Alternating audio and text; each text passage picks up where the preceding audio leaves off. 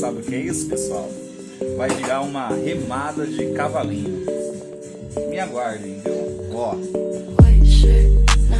aqui nós criamos também equipamentos da Treino. Ó, vai ficar muito bom. Tá pronto em breve.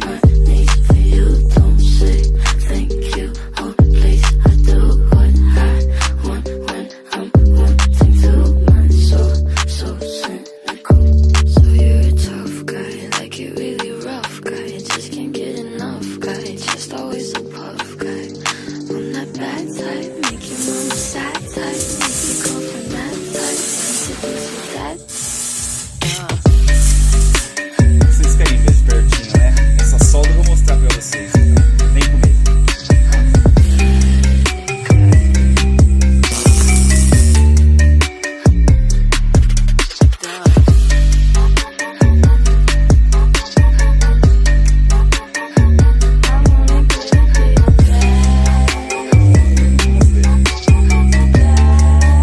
Olha que top, pessoal. Vamos tirar a casquinha aqui? Porque embora seja solda elétrica, olha a perfeição dessa solda, hein?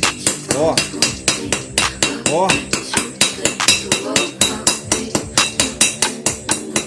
Olha que top. Tá vendo aí? Escama de peixe. Bonito, né? Pois é. É só praticar ser perfeccionista, pessoal. Tá aí uma coisa que o cristão não faz de modo algum, alguma coisa, seja lá o que for, de qualquer forma, de qualquer jeito, tem que ter o senso autocrítico, senão não vai, não funciona. Olha só, coisa linda! Eita, que parece que foi os japoneses que fizeram essa solda, hein? Bonito demais, no estilo escama de peixe, né, pessoal? E isso é com elétrica, hein? A Exabe Bantam, mais de 200 kg essa máquina estacionária. Ela é muito pesada, mas também ela funde qualquer material. É assim, nosso padrão, nada de cocô de pombo, né? Top! Aí, ó, material bem fundido.